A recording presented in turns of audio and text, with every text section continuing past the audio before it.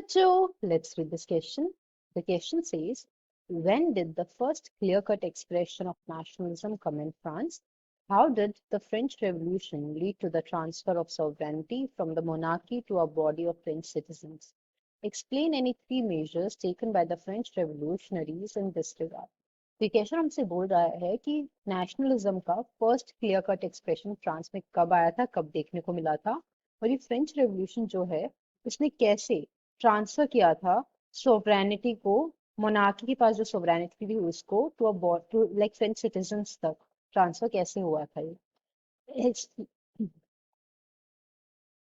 Question हमसे बोल रहा है कि जो नेशनलिज्म है वो फ्रांस में क्लियर कट कब देखने को मिला था और फ्रेंच रेवोल्यूशन ने कैसे सोवरेनिटी को ट्रांसफर किया मोनार्की से टू द फ्रेंच सिटीजन्स।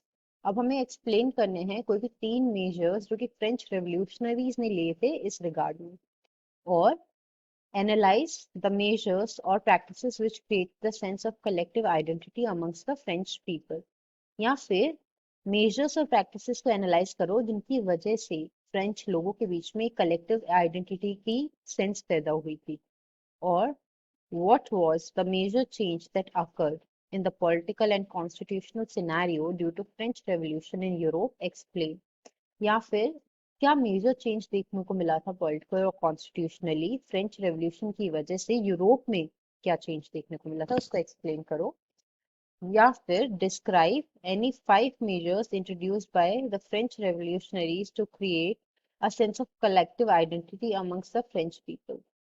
मतलब कि सेम ही चीज रिपीट हो रही है कि फ्रेंच रेवोल्यूशनरीज ने ऐसा क्या किया था, क्या मेजर्स लिए थे जिसकी वजह से फ्रेंच लोगों के बीच में कलेक्टिव आइडेंटिटी की फीलिंग आई थी।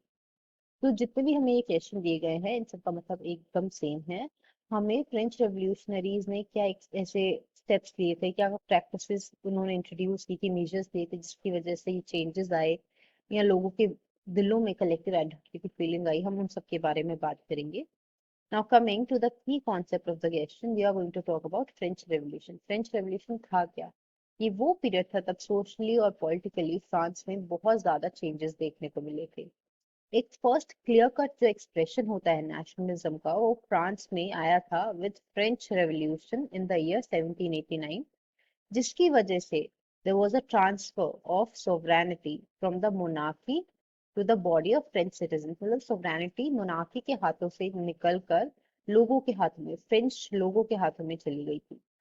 अब क्या क्या मेजर्स देखने को मिले थे जिसकी वजह से कलेक्टिव आइडेंटिटी की फीलिंग आई? सबसे पहले था introduction of la patrie and la citoyen, जिसने एम्फेसाइज किया on the notion of a united community की एक जो हमारी कम्युनिटी है वो इकट्ठी है, वो यूनाइटेड है और सबको इक्वल राइट्स मिलने चाहिए अंडर अ कॉन्स्टिट्यूशन। तो ये सब टर्म्स यूज हुई।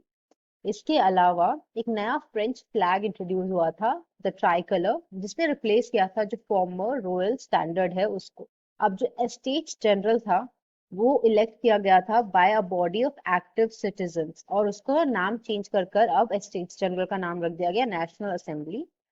नई हाइम्स कंपोज की गई, ओथ्स ली गई थी, जो मार्टियर्स थे उनको कमेमोरेट किया गया था in the name of the nation.